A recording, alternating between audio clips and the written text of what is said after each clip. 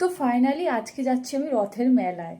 বাইরে কিন্তু মেঘ করেছে, কিন্তু আজকে আমি মেলায় যাবই ঠিক করে নিয়েছি, সে যাই হয়ে যাক না কেন। আরে কদিন ধরে যতবারই ভাবছি যাবো, অমনি বৃষ্টি। রথের দিন তো যেতেই পারলাম না, বৃষ্টি বৃষ্টি করে। তারপরে দুদিনও কেটে গেল পুরো বৃষ্টি বৃষ্টি করে।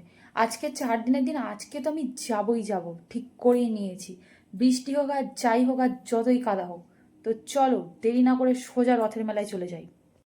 তো চলো বেরিয়ে পড়েছি রথের মেলা যাওয়ার জন্য। সাথে একটা ছাতাও নিয়ে নিয়েছি। এই দেখো আকাশের অবস্থা দেখছো, আবার কেমন কালো করে আসছে, মনে হচ্ছে আবার বৃষ্টি না চলে আসে। কিন্তু আমি তো আগেই বলে দিয়েছি, আজকে বৃষ্টি হোক আর যাই হোক রথের মেলায় আমি গিয়েই ছাড়বো। এই করে করে রথের মেলা যাওয়া হচ্ছে না, শেষে দেখবো মেলাও শেষ হয়ে যাবে আর যাওয়াই হবে না। তো ওই জন্য আজকে একদম যাবো ঠিক করেই বেরিয়েছি।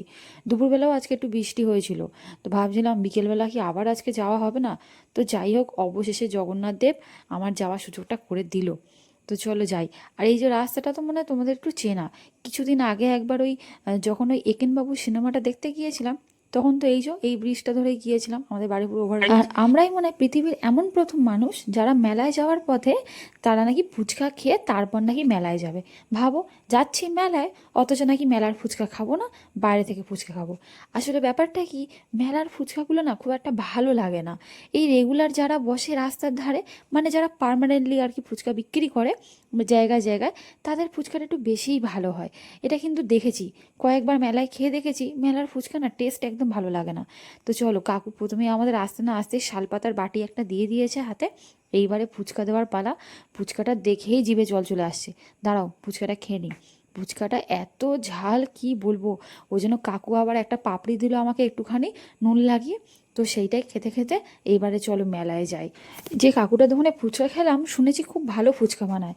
তবে আজকে খেয়ে দেখলাম তো সত্যি খুব ভালো ফুচকা বানিয়েছে। আমার বরেরও আজ একটু আসার পথে একটা কাজ ছিল, ও সেই কাজটাও সেরে নিল। আর আমরা ওখান থেকে ফুচকাটা খেয়ে এইবারে চলে এসেছি মেলায়। মেলায় আর ফুচকা যেহেতু খাবো না, তাই ওখান থেকে খেয়ে নিলাম। এই মেলার ফুচকা সত্যি একদম ভালো লাগে না। চলো মেলার ভেতরে ঢুকি। তবে এই সামনেটায় শুকনো দেখলে কি হবে, ভেতরে ঢোকার পরে দেখি ও বাবা, এ তো কাদায় কাদায়। আর কি হবে, রথের মেলায় এসছি আর কাদা পাবো না তা বললে কি আর হয়।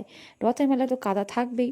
আর তার উপরে এখন তো প্রতিদিনই বৃষ্টি হচ্ছে, এমনকি আজ দুপুরবেলাও বৃষ্টি হয়েছে। যাতায়াতের পথে প্রত্যেকের মুখে একই কথা, এই কাদা আছে দেখে চল। বাই চান্স যদি পা স্লিপ করে আর এই কাদার উপরে ধাপাস করে পড়লে তারপরে হয়ে গেল তোমার। তো ওই জন্য একটু দেখে দেখে পাটা ফেলতে হচ্ছে, যাতে পা না আবার স্লিপ করে যায়। তো চলো কথা বলতে বলতে মেলার একদম ভিতরের দিকে চলেই এসেছি। আর ওই যে বাচ্চাদের জন্য যে জাম্পারটা লাগানো দেখছো, ওর পাশ থেকে গেলেই হচ্ছে পড়বে বারুইপুর রাজবাড়ি। আমরা বিয়ের এই প্রি ওয়েডিং শ্যুট করেছিলাম এই বারুইপুর রাজবাড়িতে এসে। আরও বারুইপুরে কয়েকটা জায়গায় গিয়েছিলাম, তার মধ্যে বারুইপুর রাজবাড়ি ছিল একটা স্পট। তো চলো একটুখানি সামনের দিকে যাই। আর এই সামনেটা একটু বেশি যেন কাদা জমেছে। ফুচকা তো আমরা আগেই খেয়ে চলে এসেছি, ফুচকা তো আর মেলায় খাবো না। তবে এই রাজস্থানি কুলপিটা তো দেখে লোভ সামলানো খুব দায়। এই কুলপিটা মারাত্মক লাগে। যখনই আমাদের এখানে বারুইপুরে এই মিলন মেলা হোক, রাস মেলা হোক, রথের মেলা হোক, যাই মেলা হোক না কেন, এই কুলপিটা আমরা অবশ্যই খাবোই। তো এক প্লেট বললো 30 টাকা করে। তো প্রথমে আমরা একটাই নিলাম, একটা নিয়ে খাই, তারপরে যদি আবার ভালো লাগে আরেক প্লেট নেবো। তো আমার বরকে জিজ্ঞেস করলাম কেমন খেতে, তোর মুখের এক্সপ্রেশন দেখে বুঝতেই পারছো যে দারুণ হয়েছে। আর ওপর থেকে না, দাদা দেখলাম একটা ম্যাঙ্গোর একটা ফ্লেভার টাইপের কিছুটা দিল মনে হলো। দেখি তো একবার খেয়ে তারপর বুঝতে পারবো। আর সত্যি বলছি দারুণ অপূর্ব খেতে। আর ওই ওপর থেকে ম্যাঙ্গোর একটা জেলি মতো ওপর থেকে ছড়িয়ে দিয়েছে, ওই জন্য আরও বেশি দারুণ লাগছে খেতে। আর এই রাস্তাটাতে একটু বেশিই যেন কাদা হয়ে গেছে। ওই দোকানের সামনে সামনে একটা করে শুধু তক্তা পেতে দিয়েছে, কি আর করা যাবে। আর এটা আমাদের এত ভালো লেগেছে, তো ভাবছি আর একটা অর্ডার দেওয়া হবে, আর একটা নিয়ে নিই। কারণ অন্য কিছু আর খাবো না আজকে, ফুচকাটা খেয়েছি তো। আর এটা খাওয়ার পরে আর কিছু খেতে ভালোও লাগছে না। তো ওই যেমন ভাবা তেমন কাজ। এই যে একটা বাটি শেষ হতে না হতেই আর একটা বাটি নিয়ে নিয়েছি। চলো এটা আবার খেয়ে নিয়ে এবারে একটু দোকানপাটগুলো ঘুরে ঘুরে এখানে দেখি। আর এই দোকানটার সামনে এসে একটু দাঁড়িয়ে পড়লাম। ওই যে আগের একটা ভিডিওতে বলেছিলাম না, আমরা মেয়েরা বিয়ের পরে এই সমস্ত সংসারের জিনিসের প্রতি কিন্তু একটা আলাদাই মায়া জন্মে যায়। কাউকে বলতে হবে না, কাউকে শেখাতেও হবে না, অটোমেটিক্যালি কিন্তু এই সমস্ত জিনিসের প্রতি আগ্রহ জন্মাবে। তো আমি ভাবছি একটু ম্যাগি খাওয়ার জন্য বাটি নেব। তো সেটাই একটুখানি দেখছি আর কি, বাটিগুলো বেশ ভালো দেখলাম। প্রথমে যে বাটিটা দেখছিলাম একটু বেশি বড় সাইজ মনে হচ্ছিল, তো আমার একটু মিডিয়াম সাইজে লাগবে। বেশি বড় নিয়ে তো কোনো লাভ নেই। আর এগুলো ছোট্ট ছোট্ট প্লেট রয়েছে, এগুলো বেশ ভালো দেখলাম। আর এখানে অনেকগুলো বাচ্চাদের খেলনা রয়েছে। তো ভাবছি আমাদের রিকু আর তুতানের জন্য একটা একটা করে গাড়ি নিয়ে যাই। রিকু তো আমার বোনপো, আর তুতান হচ্ছে আমাদের ভাগনা, মানে আমার ননদের ছেলে আর কি। তো এই দুটো পুঁচকের জন্য ভাবলাম একটু গাড়ি নিয়ে যাই, গাড়িগুলো বেশ সুন্দর দেখলাম। তো ওই জন্য ওদের আবার এইসব গাড়ি টাড়ি খুব ভালো লাগে। আর আমাদের রিকুটা তো প্রচণ্ড পরিমাণে গাড়ি ভালোবাসে, ও যখনই যেখানে যাবে শুধু গাড়ি নিয়ে আসবে। তো এই দেখো এই লাল গাড়িটাই নিলাম, এই গাড়িটা বেশ ভালো লাগলো। হলুদ কালার যেটা ছিল ওটা অতটা খুব একটা ভালো লাগছিল না, ওর থেকে মনে হলো লালটাই বেশি ভালো হবে। আর এই বাটিগুলো দেখছিলাম, এই বাটিটা হচ্ছে একটুখানি একদম মাঝারি সাইজের, এটা একদম ম্যাগি খাওয়ার জন্য একদম পারফেক্ট, ম্যাগি হোক চাউমিন হোক বা এমনি নর্মাল কোনো তরকারি খাওয়ার জন্য একদম পারফেক্ট। এই বাটিটা একদম স্ট্যান্ডার্ড সাইজ। তো এই বাটিটাই নিলাম, এই দুটো দুরকম প্রিন্টের নিলাম। বাটিটা 50 টাকা করে পার পিস নিল। মনে হলো দামটা বেশি, তবে আমি বারুইপুর বাজারেও একবার দাম করেছিলাম, একই দাম বলেছিল। তো এরা ঠিকঠাকই বলেছে।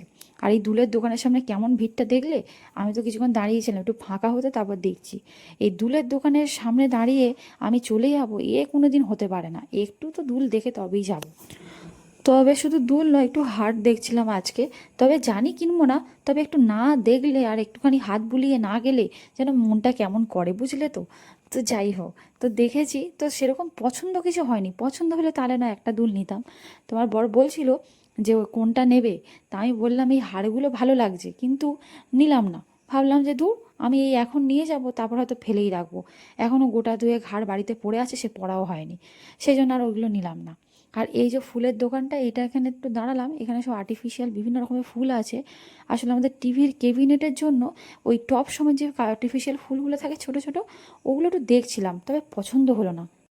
চারিদিকে প্রচুর দোকান বসেছে, মানে দোকান ঘুরে শেষ হবে না।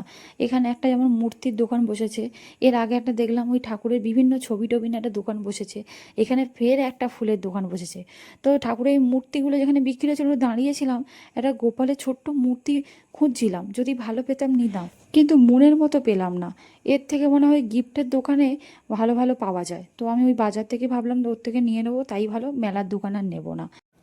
তো মেলাতে আজকে এসে বেশ ভালোই হয়েছে। প্রথমে তো রবিবার দিন আসবো ঠিক করেছিলাম, কিন্তু আজকে এলাম, সেটাই ভালো হলো, কারণ রবিবার দিন এলে বড্ড বেশি ভিড় হতো। আজকে খুব একটা ফাঁকাও নয়, খুব ভিড় নয়, এই অনেক ভালো হয়ে। তবে আমরা একটা যেটা ভুল করে ফেলেছি, প্রথমে যদি রথটা দেখে মেলায় ঢুকতাম ভালো হতো।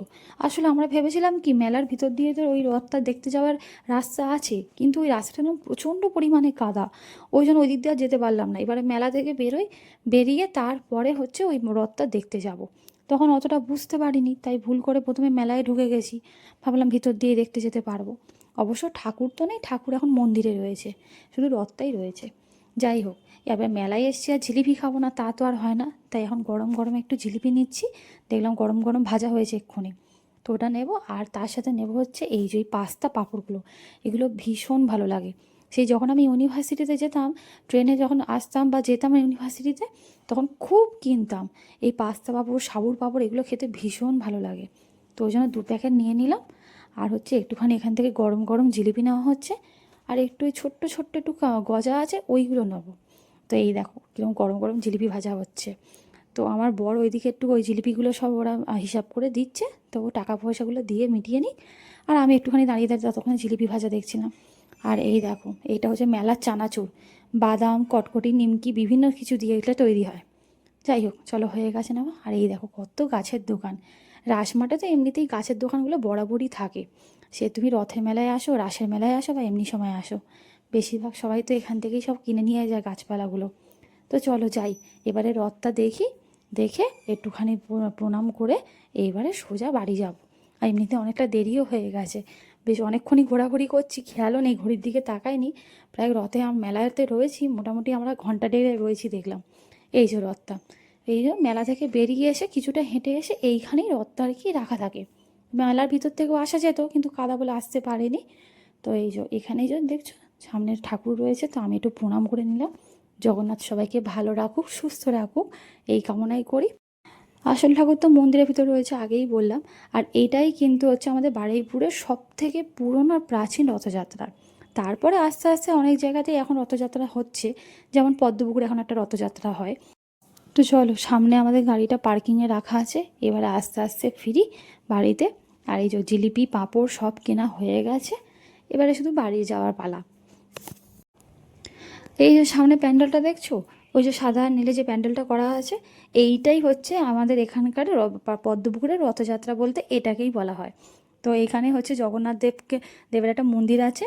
তো জগন্নাথ দেবকে প্রতি বছর এখান থেকে রথে করে নিয়ে তাকে মাসির বাড়ি, অর্থাৎ আমাদের হচ্ছে বাজারে একটা বিশালক্ষী মন্দির আছে, ওটাই হচ্ছে জগন্নাথ দেবের মাসির বাড়ি। তো এইখানে রেখে আসা হয়, আবার উল্টো রথের দিন মাসির বাড়ি থেকে এনে এই মন্দিরে রাখা হয়। তো এইটা হচ্ছে এখন করে শুরু হয়েছে। তো এবারও রথযাত্রাটা খুব সুন্দরভাবে হয়েছে এখানে।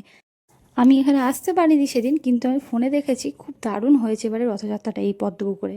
তো যাই হোক, চলো ভিডিওটা এখানে শেষ করছি। ভালো লাগলে লাইক করো, কমেন্টে জানিও কেমন লেগেছে, আর আমাকে ফলো করতে ভুলো না। রাধে রাধে।